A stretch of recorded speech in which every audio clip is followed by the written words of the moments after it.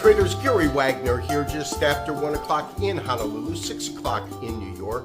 It is Tuesday, January 30th, 2018, and this is the Daily Report for Gold and Silver. Tremendous downside pressure in multiple markets today, financial markets, with gold closing well off of the lows, but still closing lower, down about $2.80, closing at $13.3750.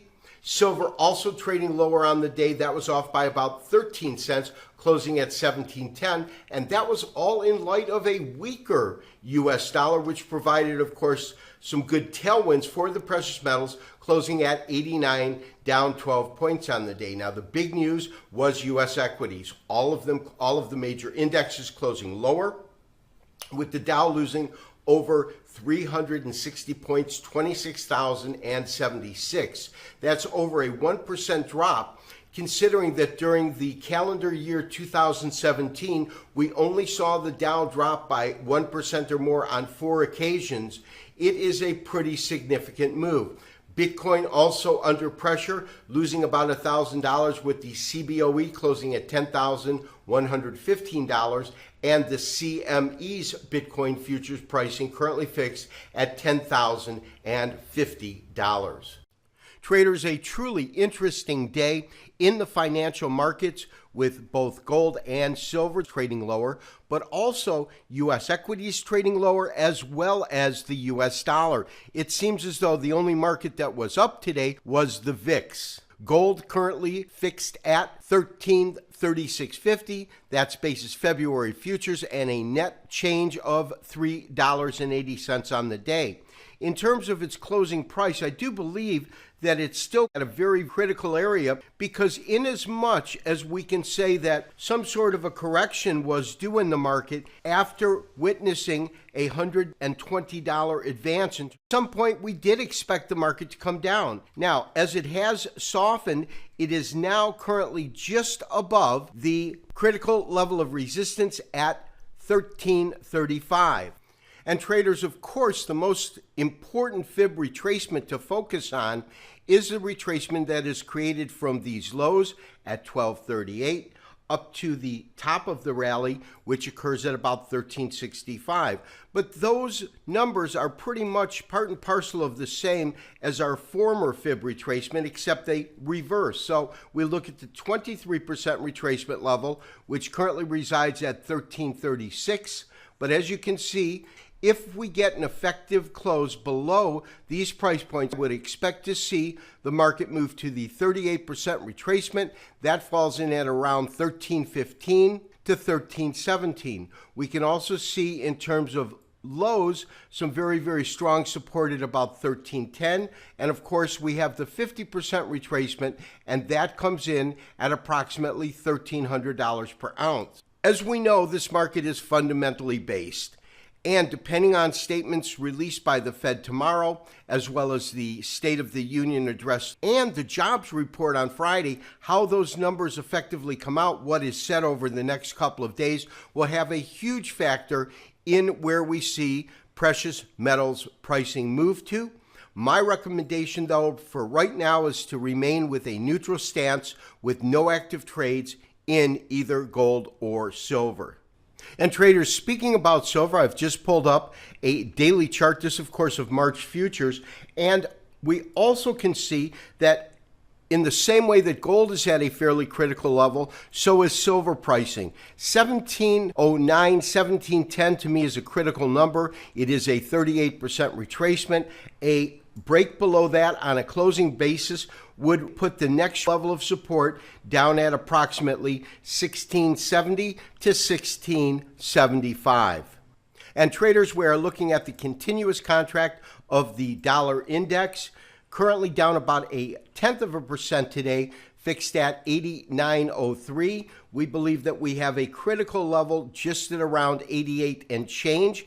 And as you can see, for the last 4 trading days, we have seen some real consolidation in the market, with an attempt to find some sort of support or footing at these most recent lows. And the reason I believe that to be such a critical area, on a technical basis, if the dollar index breaks below 88.58, there really isn't any strong technical support till about 86, and then again at 84.50. Now, the 84.50, of course, is a Fibonacci-based number. That's the 78% retracement from this rather long sequence from 78 up to just shy of 103. And the other level that we're looking at, which comes in just above 86, is based on these series of tops here as they came in. And so a break below this price point would really put 86 and change in the crosshairs of future pricing for the dollar index. Traders, a really dramatic drop in U.S. equities today. The Dow Jones Industrial Average losing about 1 1/3%, closing lower by 362 points at 26,076 points.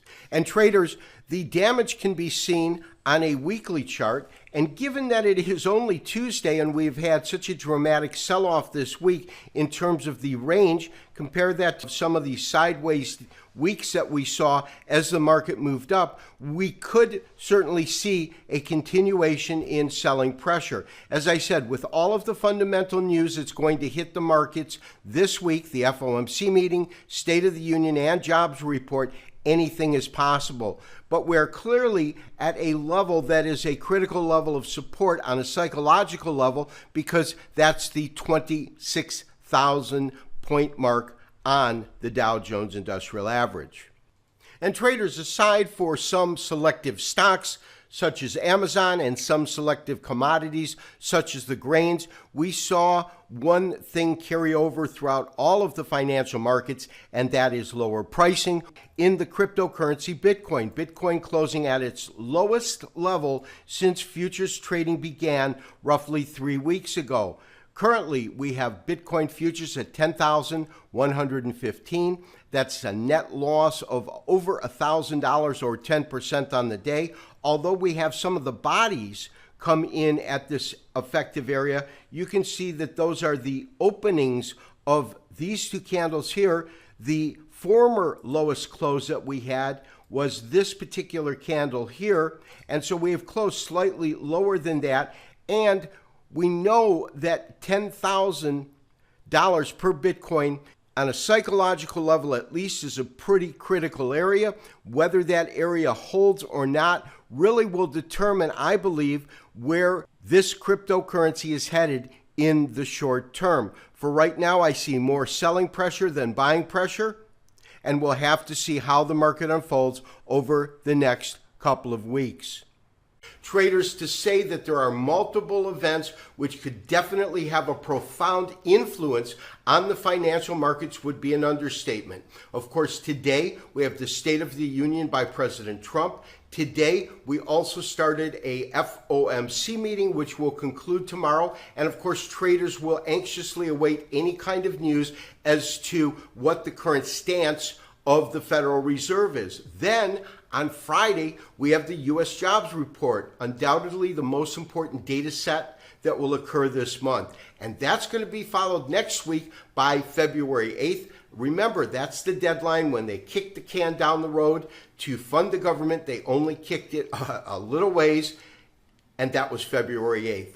So we have a tremendous amount of fundamental events that could affect the market. So on a technical basis, although I'm looking for lower pricing, it's all about what occurs over the next couple of days. This has been Gary Wagner, wishing you, as always, good trading. We will talk to you tomorrow for another daily update and review.